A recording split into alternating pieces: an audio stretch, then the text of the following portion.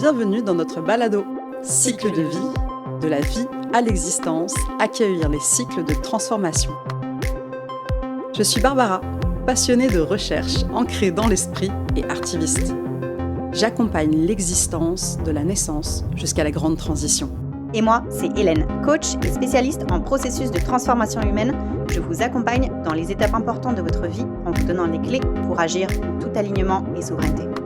Ensemble, nous vous invitons à explorer les grandes étapes de transformation qui façonnent nos existences. À chaque épisode, nous vous emmènerons dans un voyage à travers les moments charnières de la vie, de la conception aux séparations, passant par les mutations profondes de l'identité. Notre intention ? Réfléchir ensemble avec sensibilité et ouverture sur ces passages parfois difficiles, parfois joyeux, mais toujours profonds qui redéfinissent qui nous sommes. Embarquez avec nous dans ce voyage intime et universel, où chaque cycle est une chance de mieux comprendre notre existence. Aujourd'hui, à Cycle de vie, Baby Clash, redéfinir le couple. Bonjour tout le monde et bienvenue dans notre 4e épisode, Baby Clash, redéfinir le couple. Donc salut Hélène, comment ça va aujourd'hui ?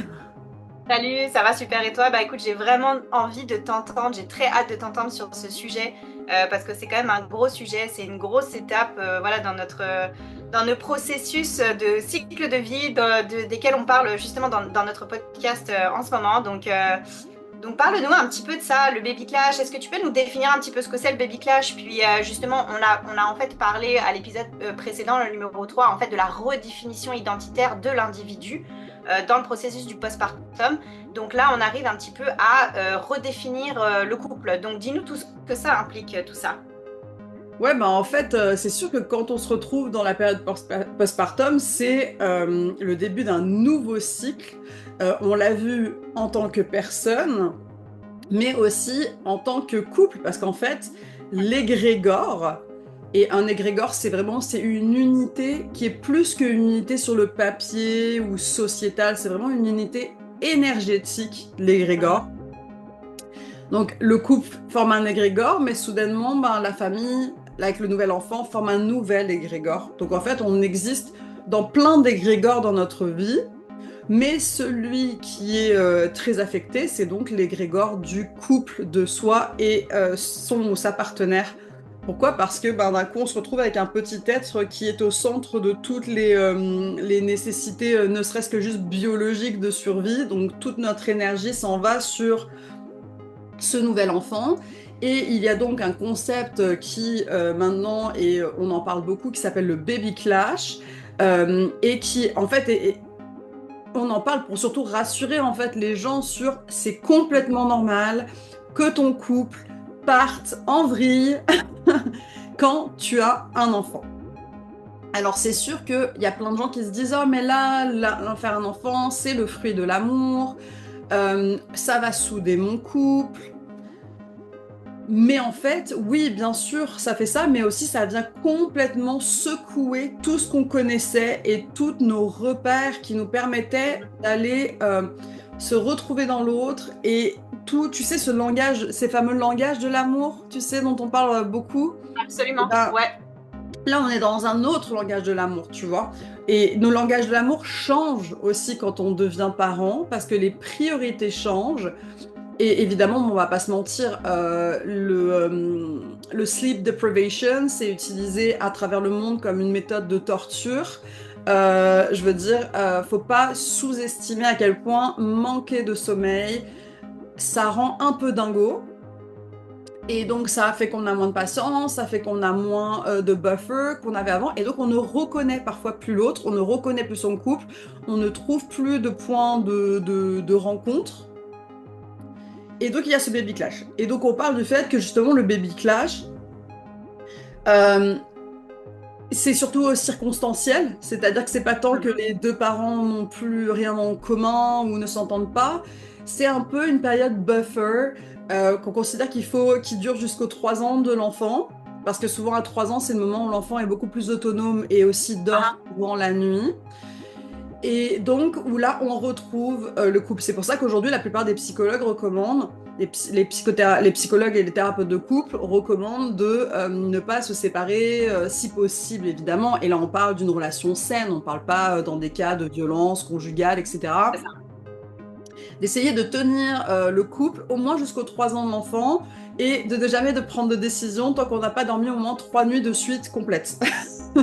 Parce que quand on dort pas, on prend des décisions, tu vois, qui sont pas basées sur la logique. Exactement, c'est très très très très intéressant ce que tu soulèves parce que ce qu'on remarque effectivement, moi ce que je fais beaucoup comme travail, c'est aussi de travailler sur le système nerveux beaucoup. Puis quand effectivement, là ce que tu me dis, c'est que la situation du baby clash en soi, c'est une situation où est-ce que tu vas chercher vraiment dans tes ressources. Donc à la base, ton système nerveux, il est tellement dérégulé sur une base quotidienne, c'est ça que j'entends.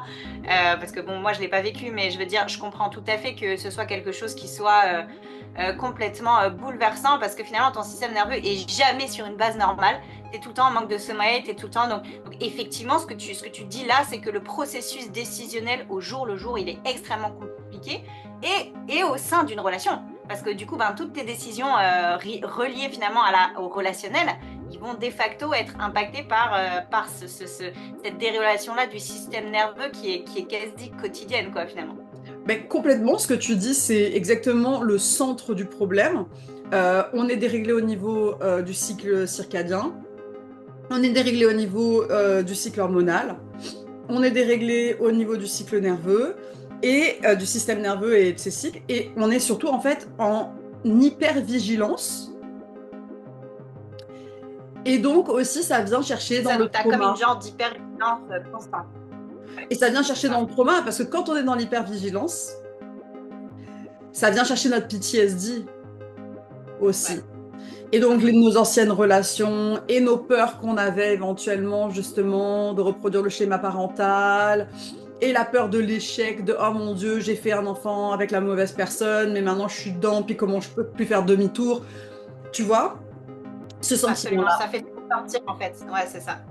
Et donc comment on fait dans ces cas, comment on se fait bien accompagner, comment en fait on aborde cette période comme justement encore une fois un cycle et pas une finalité, pas comme une nouvelle réalité qui est juste immuable, qui ne pourra pas changer, et plutôt comme ok, c'est une transformation, c'est un passage, il y a une sortie, et à ça on va sortir de cette situation, mais aussi comment faire en sorte de tirer le maximum d'apprentissage de ce cycle qui en fait est hyper important pour la suite. Parce que comme on l'a vu avant, tous les cycles ont quelque part ont leur défi. Ils sont tous empreints de trauma, de peur, etc. Mais ils ont tous un objectif de nous faire grandir et de nous aider à notre transformation personnelle. Ouais, absolument. Absolument. Je ne sais pas si pour toi, dans ton cas particulier, ou si tu as une anecdote à nous raconter d'une de tes clientes, ou est-ce que la phase du baby clash, concrètement, ce que ça lui a apporté ou ce que ça t'a apporté en termes justement d'apprentissage? Bah déjà, je peux te parler de mon expérience personnelle. J'ai un enfant de 4 ans et demi et un enfant de 1 an, donc moi, le baby clash, je suis en plein dedans. C'est ça. Donc je peux t'en parler, et je peux te parler du fait que, tu sais, c'est sûr que mon conjoint et moi, quand on tu sais, on se parle avec beaucoup aussi de douceur quand on se parle de ça et qu'on a des petits moments ensemble, on se dit, on se donne de la grâce, on se donne du temps, et quoi qu'il en soit, on est une équipe et on tient jusqu'aux 3 ans du plus petit. Et là, on verra si vraiment le problème, c'est profondément nous, ou encore une fois, est-ce que c'est les circonstances, tu vois? Ouais, absolument. Et je pense qu'il faut aborder ça avec douceur, empathie envers l'autre. Je pense qu'il faut vraiment aborder ça comme, tu sais, il y a des attentes envers le couple qui sont incroyables. Tu sais, tu as des attentes de genre, si tu veux être un couple en santé, il faut que tu fasses l'amour tant de fois par semaine ou tant de fois par mois. Faut que tu te parles, faut que le soir... Tu sais, il y a tous ces genres de trucs qui passent sur Instagram où tu as des photos de chacun des parents sur leur selle, de leur côté. Et oui, en soi, ça, c'est pas ce qu'on veut, c'est pas notre idéal. Mais des fois, il faut se donner la grâce que y a des petites périodes de notre vie qui sont comme en suspens, où la priorité, c'est la santé mentale des personnes individuellement, qui vivent sous le même toit, pour pouvoir en ressortir en santé et donc reconnecter, tu vois. Parce que quand tu deviens parent, tu changes en tant que personne, tu dois te réapprivoiser toi-même, ce dont on a parlé la dernière fois. Ouais. Donc tu réapprivoises ton couple avec ces dynamiques. Et ça, c'est hyper dur en plus pour les personnes qui ont un utérus, les personnes qui s'identifient comme femmes. C'est d'autant plus dur qu'en plus, nous, on se rend compte à quel point la charge mentale qui nous retombe dessus est immense. Et nous, féministes, qui se croyaient dans des relations égalitaires ou équitables, et qui on défendait le fait qu'on était dans une relation moderne, et je parle de moi ici, en exemple, on se retrouve d'un coup à être dans une situation où s'occuper d'un bébé et ce dont un bébé a besoin, ça vient beaucoup de la mère. Bon, évidemment, t'allaites ton enfant, tu la couches, tu le portes, ça fait que, tu vois, évidemment, les premières années du bébé, il va forcément aller plus vers la mère. Je te donne mon exemple. Moi, mon chum, il est père au foyer. Donc, autant te dire que moi, je travaille, mon chum est père au foyer. On est dans une dynamique qui est quand même moderne. Oui, absolument. Tu vois? Et pourtant, mes enfants, si ils ont un problème ou quoi, c'est moi qui viens de voir. C'est moi qui me fais, tu vois, aspirer toute mon énergie vitale. Parce que dès qu'il faut consoler quelqu'un, dès qu'il y a une crise ou quoi, c'est maman, maman, maman. Ouais, bien sûr. Et donc, comment tu fais en tant que femme, féministe, ou personne, en tout cas juste féministe, ou etc., pour retrouver ton espace dans une dynamique qui te ramène vachement dans des gender roles qui, pour toi, sont effrayants, là, tu vois? Ouais, c'est ça. Mais je pense que c'est intéressant ce que tu dis parce que ça vient aussi toucher beaucoup le questionnement de la polarité en fait. Parce que là on parle du couple, de redéfinir le couple avec un enfant. Comme tu disais, je pense que peut-être tu nous as un petit peu survolé certains défis en fait de cette phase-là du baby clash. Et effectivement, il y a ça, il y a aussi dans les rôles et dans les tâches. Parce que le bébé est en bas âge, avec toutes les tâches que ça comporte, c'est comme il y a un certain nombre de tâches, c'est comme il y a une to-do list. Puis tu sais, comment est-ce que tu fais rentrer cette to-do list-là dans justement le couple? Donc ça vient redéfinir aussi tout le questionnement de la polarité. C'est exactement ce que tu dis avec le féminisme, avec un peu les nouveaux templates qu'on a relationnels en 2024. À quel moment c'est comme un peu de définir sa propre polarité au sein de son propre couple dans cette phase-là, quoi. Ben, exactement. Puis tu sais, on parlait tout à l'heure de fameux langage de l'amour. Mais tu vois, moi, je remarque quelque chose. Je parle d'anecdotes personnelles, mais moi, si tu veux, act of service, là, les actes de service, c'était en bas de ma liste. Pour moi, je fais la vaisselle, je me sens pas aimée. Mais je peux te dire que depuis que j'ai des enfants, act of service, c'est en haut de ma liste, tu vois? C'est ça. C'est comme tu fais la vaisselle, tu fais le ménage, tu sais, tu nettoies les couches ou whatever que c'est, tu fais en sorte que ma vie est plus simple au quotidien, mais genre je me sens supra-aimée. Alors qu'avant, c'était, je pense, franchement, c'était l'avant-dernier, tu vois. C'est ça. C'est fou quand même. Alors c'est drôle parce que les priorités, en fait, c'est intéressant ce que tu dis, puis j'aime bien cette théorie des 5 langages de l'amour, elle est très reconnue maintenant, et puis je veux dire, il y en a plein d'autres, mais celle-là, elle est quand même assez c'est substantiel dans le sens où, je veux dire, c'est super intéressant justement de constater que dans une phase de vie et dans une phase de couple, les 5 langages de l'amour évoluent énormément. C'est exactement ce que tu viens de nous dire. Ça, tu redéfinis totalement les priorités dans la liste des 5 langages, quoi. Et donc, ça prouve que toi-même, tu changes et tu te transformes. Et ça prouve que, encore une fois, t'évolues et que tout est cyclique. Parce qu'avant, tu pensais que c'était comme ça que tu étais. Et finalement, tu vois, tes priorités, elles ont changé alors que tu pensais pas que ça pourrait arriver. Et elles changeront encore. C'est ça. Je pense que, tu vois, le postpartum, la période vraiment postpartum, c'est un cycle hyper important parce que c'est un moment qui est un peu flottant dans le temps, tu vois. Ouais. C'est comme un moment hors du temps parce que t'es vachement dans le présent quand t'es en postpartum.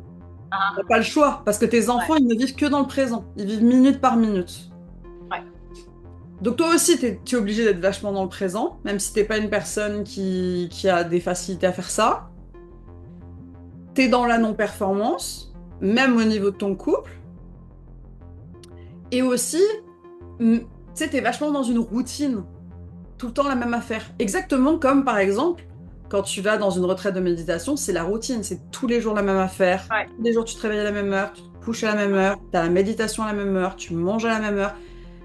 C'est la même affaire. Et ça peut être hyper effrayant parce qu'on s'entend que pour la plupart des gens, et surtout je pense notre génération, on essaye de sortir de la routine avec des jobs Ouais, qui sont pas absolument. justement 9 à 5, etc. Et d'un coup, on se fait rattraper par la biologie pure qui est celle de se reproduire et de s'occuper des enfants. Et on se retrouve dans la méga routine et c'est le choc total pour tout le monde. Ouais. Et en fait, on est tous un peu, à les adultes, frustrés. Parce qu'évidemment, personne aime. Je pense qu'il y a quelques personnes qui adorent vraiment la routine super, super carrée, mais je pense que la majorité des gens de notre génération, on essaye, au contraire, limite, ça nous donne un D'en sentiment sortir, bien d'enfermement, sûr. là, tu vois, C'est claustrophobique. ça, c'est ça. Et donc, comment tu fais quelque part pour créer une nouvelle unité avec la personne que t'aimes, en acceptant que cette personne-là, c'est une personne que tu connais pas, parce que c'est le nouveau lui ou elle. Toi, t'es un Exactement. nouveau toi. Donc, cette personne-là, elle te connaît plus non plus vraiment. Puis là, d'un coup, on te dit, faut que tu Parfait. t'aimes exactement comme avant, faut que tu fasses l'amour comme avant, faut que tu aies des dates comme avant, faut que tu... C'est pas possible. Encore une fois, dans l'épisode précédent, on parlait du fait que tu as besoin d'un buffer time pour pouvoir... Tu as besoin d'avoir l'espace pour te redécouvrir, mais tu as aussi besoin d'avoir l'espace pour redécouvrir ton couple. Puis quand tu as des enfants qui sont sur ton Absolument. cas, là, tu l'as pas, cet espace. Tu l'as quand ils sont encore plus vieux, Totalement. justement, à partir de 3 ans, ils te donnent ça. J'imagine que toi, par exemple, quand tu travailles avec des gens ou des couples, tu dois le voir ça aussi, j'imagine, ce moment un peu où il n'y a pas l'espace de travailler sur soi presque. Bah, en fait, ouais, c'est intéressant ce que tu dis parce que c'est comme, c'est comme déjà, il y a plusieurs étapes. Je pense qu'il y a déjà l'étape dans ce que tu dis aussi, tu sais, je fais des liens. Il y a l'étape déjà d'accepter la réalité de la chose et surtout d'accepter qu'il y a une forme de deuil justement à. Il y a un coach américain que j'aime beaucoup qui parle à ses clients, puis à chaque fois, ses clients lui disent ben, je voudrais que ça soit comme avant. C'est un petit peu ça que tu soulevais. Puis à chaque fois, sa même et unique réponse, c'est ça sera jamais comme avant. Jamais, Let plus it jamais. go, genre. Let it go, genre. C'est comme un deuil, genre. C'est un deuil de toi, c'est un deuil de la personne en face, puis c'est un deuil de la relation telle qu'elle était avant. Ça n'est plus la même situation. Puis je pense que tant qu'il y a une partie de nous, encore une fois, c'est un process, puis ça prend du temps, là, on est d'accord. Mais tant qu'il y a une partie de nous qui s'accroche à quelque chose qui n'existe plus dans le présent, ben, ça fait juste comme retarder le process finalement. Je pense que c'est vraiment comme l'acceptation de la réalité telle qu'elle était. On parle de réalité brutale des fois, mais c'est un concept que j'aime beaucoup parce que finalement, plus tu tournes autour là, like the more you go around, c'est comme tu vas juste éviter la chose, puis éviter la réalité, puis comme ultimement, tu vas comme te créer une réalité parallèle dans ta tête qui existe juste plus. Alors, je pense qu'une des étapes cruciales, c'est vraiment ça. Et puis aussi, ce que tu disais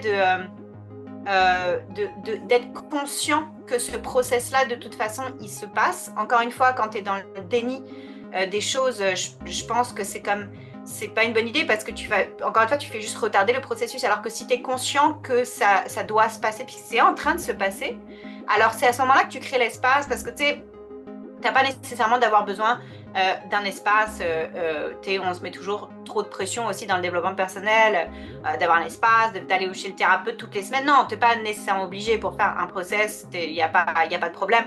Mais par contre, juste de conscientiser que le processus est là et que la réalité, elle est nouvelle, puis qu'il faut accepter cette nouvelle réalité, c'est déjà quelque chose en soi.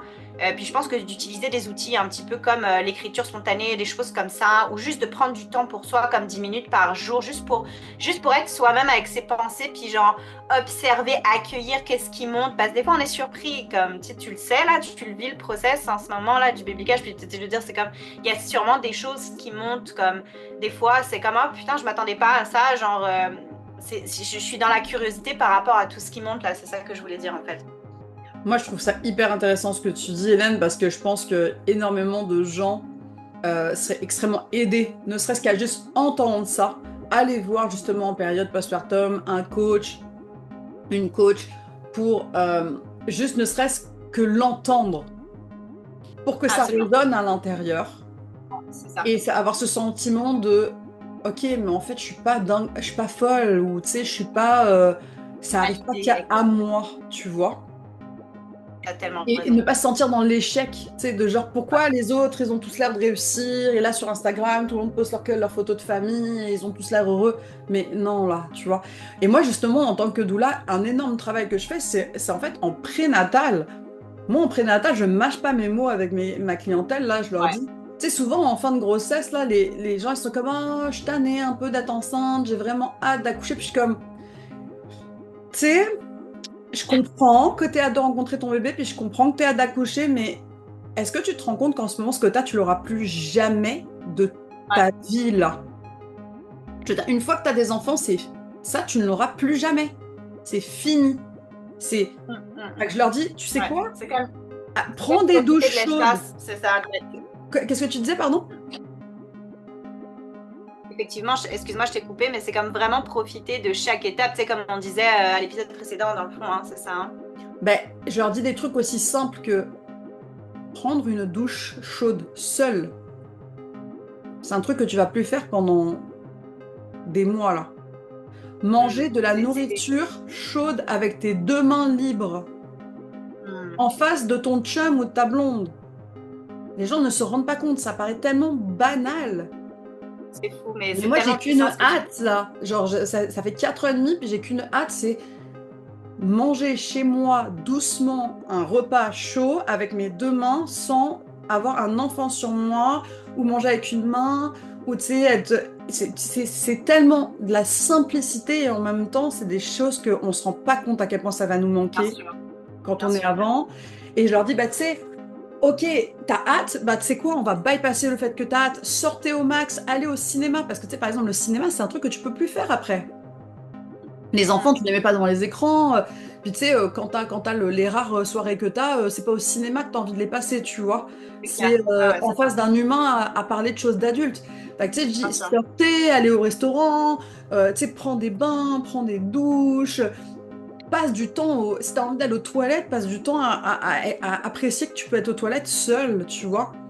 Et ça fait partie du baby clash, parce que aussi, et tu sais, j'aime ce que tu disais tantôt, parce que je vais mettre une nuance. On n'a pas besoin forcément d'avoir l'espace parfait, mais on a quand même besoin d'avoir un petit peu d'espace physique et mental. Et ça, les personnes qui s'identifient comme hommes de ce monde ont beaucoup plus de facilité à réclamer cet espace-là. Je le vois dans mon quotidien, je le vois chez mes clients et mes clientes. Ils disent j'ai besoin d'aller aux toilettes, ils passent 15 minutes aux toilettes, et ils disent j'ai besoin d'avoir 5 minutes pour aller, je sais pas, dehors prendre l'air, ils le font. Alors que nous, on ne réclame pas cet espace-là, on a beaucoup de misère à le demander, et en fait on se retrouve submergé à n'avoir jamais ce fameux 10 minutes. Absolument. C'est tellement puissant ce que tu dis, parce que en fait, c'est tellement simple, parce que tu dis il y a besoin que de ça, mais effectivement, dans l'accessibilité de ce moment-là, c'est beaucoup plus compliqué en pratique. Bah oui, en fait, on dit 10 minutes, ça paraît tellement rien, mais je peux te jurer que même moi qui suis quand même, je me considère quand même well-versed, tu vois, dans justement ces outils, etc. Même moi, je rush à dire j'ai besoin de 10 minutes. Je vais aller, je vais te laisser seule avec les enfants 10 minutes, et je vais aller prendre 10 minutes pour moi, et je vais pas me sentir mal de le prendre. C'est ça. Et je ne serai pas sur mon sel à, tu sais, justement, regarder c'est quoi les dates d'inscription aux prochains 30 jours, là. Non, non, 10 minutes pour moi, là, tu vois. Pour toi, exactement, c'est ça. À faire un truc inutile. C'est très difficile. Et c'est ça qui crée du problème. Alors, Si je veux pas mettre la faute sur les... Je dis pas que c'est notre faute de pas réclamer ce 10 minutes, dans le sens où je pense que oui, bien sûr, il faut le faire, mais je pense que c'est C'est un la problème responsabilité. systémique. Ouais, c'est exactement ça. Tu vois, on vit dans un système où on nous a pas du tout encouragé à le faire, et que c'est beaucoup plus accepté quand une, tu sais, une personne qui s'identifie comme homme prend du temps pour lui, plutôt que quand Ouais. une personne qui s'identifie comme femme dit, ben ouais, là, je vais aller prendre du temps pour moi.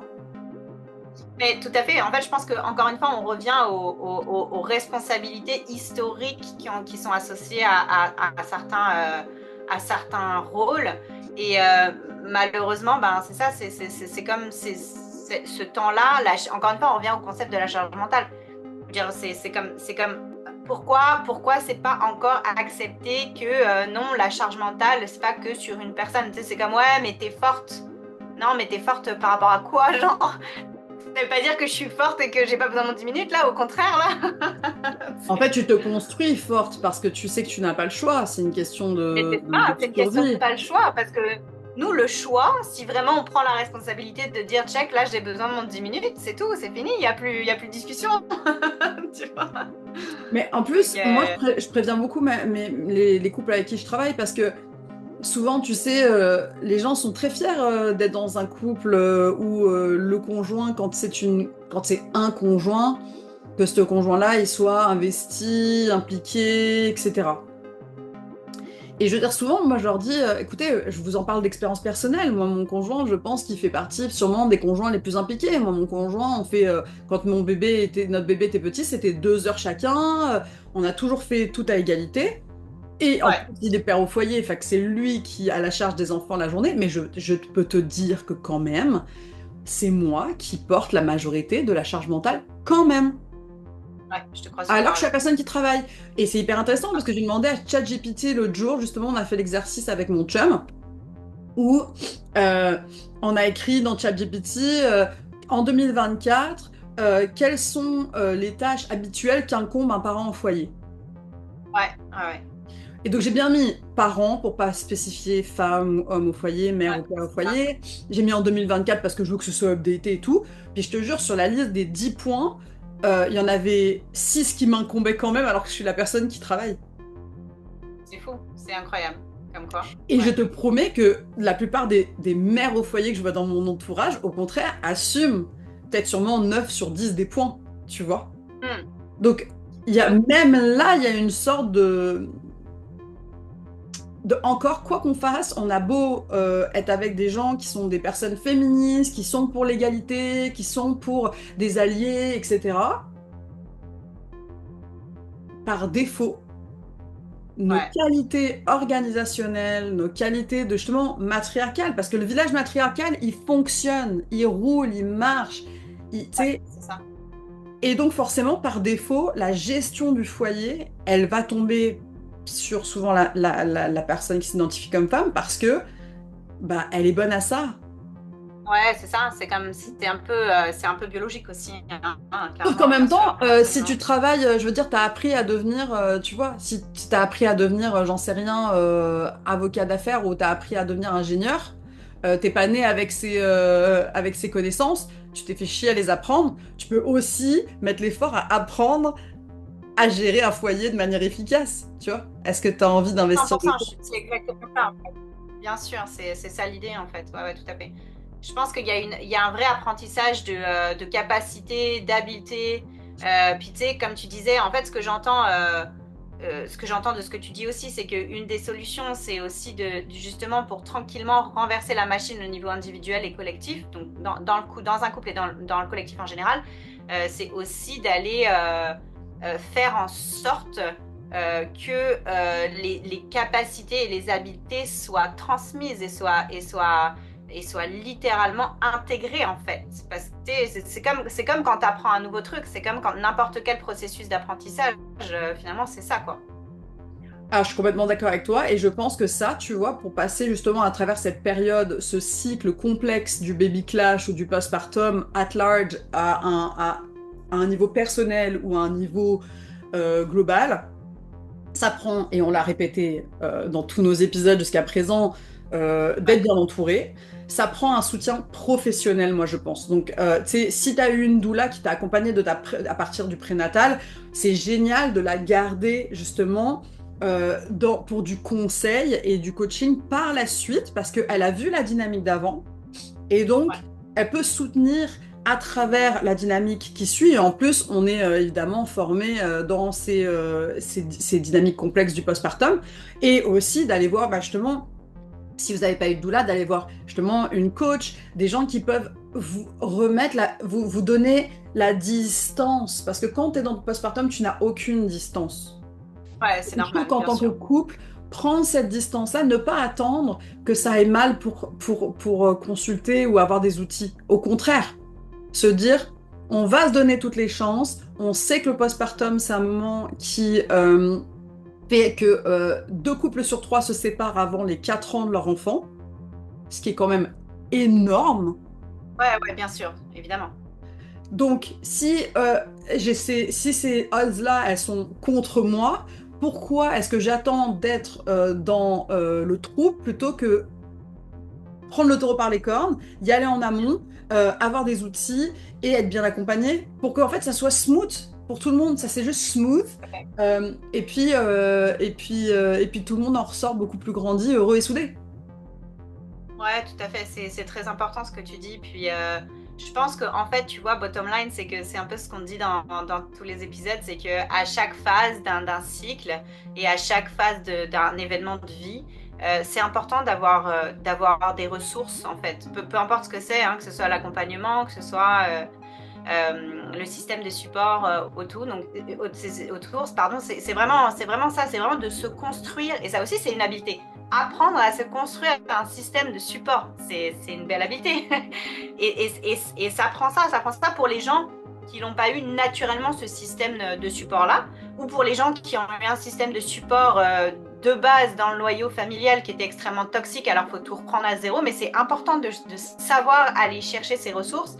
Et au niveau, tu sais, si on fait un petit résumé, au niveau aussi de la quotidienneté, de cette phase-là du baby clash, c'est exactement ce que tu disais, c'est d'aller le prendre ce 10 minutes-là, c'est d'aller le prendre le temps. Puis la petite, juste d'avoir une régularité quotidienne, de prendre ce 10 minutes-là, même sans être nécessairement dans un baby clash, d'aller le prendre ce temps-là, c'est comme, après ça, tu crées un réflexe où est-ce que ton corps te fait assez confiance pour qu'il comprenne que tu vas t'occuper de lui finalement. Totalement, et ça passe par des choses comme, tu sais, moi en tant que yoga thérapeute, justement, je peux offrir des routines de yoga adaptées à mes clients qui peuvent même faire ensemble ou faire devant les enfants pour justement que ça soit un bon exemple pour leurs enfants, mais aussi, je sais pas comment ça fonctionne de ton côté, Hélène, en France ou ailleurs, puisque tu voyages beaucoup, mais nous, au Québec, en tout cas moi, au Québec, en tant que doula, je fais des reçus de naturopathie, donc la plupart des gens, mon service ne leur coûte presque rien parce qu'ils payent déjà leurs assurances. Et justement, moi j'encourage tout le temps les gens en prénatal, je leur dis checkez vos assurances et profitez-en, vous payez vos assurances dans le vide depuis des années, allez chez l'ostéo, allez chez l'acupunctrice, allez chez la physio, profitez, prenez soin de vous, allez vous faire masser. Et justement, si vous n'êtes pas capable de trouver ce 10 minutes par jour, au moins offrez-vous ce rendez-vous hebdomadaire où vous êtes avec vous-même.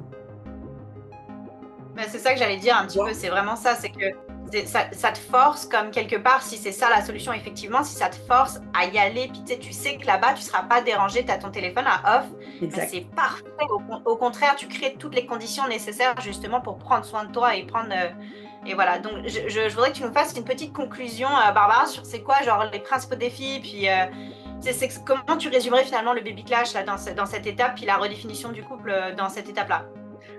Écoute, honnêtement, c'est tellement... pour moi, le baby clash, c'est encore quelque chose qui, moi-même, je me sens perdue dedans personnellement aussi. Je crois qu'il n'y a pas un one size fits all pour le baby clash. Par contre, ce que je crois vraiment, c'est que avoir beaucoup de grâce envers soi-même, c'est hyper important, et je trouve que les personnes qui s'identifient comme femmes ont très très peu de grâce envers elles-mêmes. Pas l'habitude, ouais. Ça, exactement. On n'a pas l'habitude, ouais, de se dire « Hey, tu sais quoi, tu fais une belle job, là. T'es correct. Tu fais ça bien, tu sais. Tu vois ce que je veux dire ?» Puis je pense que c'est vraiment important d'en parler avec des groupes de parents, si c'est ça qui répond à votre besoin, ou d'aller parler à des gens qui sont spécialisés là-dedans, parce que vous allez voir que vous n'êtes pas seul. C'est Et tellement. je dirais que vraiment le seul truc le plus important que moi je dirais, c'est si vous avez la possibilité de, comme je vous dis, de commencer en amont à vous préparer pour cette période, c'est vraiment, ça vaut vraiment l'investissement de temps et d'argent, s'il y a investissement d'argent. C'est ça, je pense que ultimement, c'est comme de pas. C'est un peu de démystifier aussi, c'est ce qu'on fait dans cet épisode aujourd'hui, c'est de démystifier cette étape-là, parce que de dire que c'est pas une étape qui est moins importante que les autres. En fait, la preuve, tu sais, tout ce qu'on a dit ces 30 dernières minutes, c'est comme il y a tellement de choses qui se passent dans cette phase-là, dans toi, dans ton couple, dans tout ce qui se passe dans cette étape-là. Que de dire, faites attention parce que c'est pas une étape qui est moins importante que les autres finalement. Exact, merci en tout cas Hélène d'avoir partagé tout ça, c'était hyper intéressant de t'entendre en parler, parce que je trouve que tu apportes toujours des choses, des nuances et des beaux outils. Merci à toi, merci à tous, et on se retrouve très vite pour notre épisode numéro 5. À bientôt guys. Bye bye. Salut. Merci de nous avoir rejoints dans cet épisode de Cycle de vie. En espérant que cette conversation vous inspire à accueillir vos propres transformations avec douceur et profondeur. Et si vous repartez nourris de ces échanges, pensez à partager cet épisode et à laisser un avis. À très bientôt pour un nouveau cycle de vie à découvrir ensemble. Concept et réalisation, Barbara Fink-Becafico et Hélène Chebroux. Montage et thème musical, Barbara Fink-Becafico.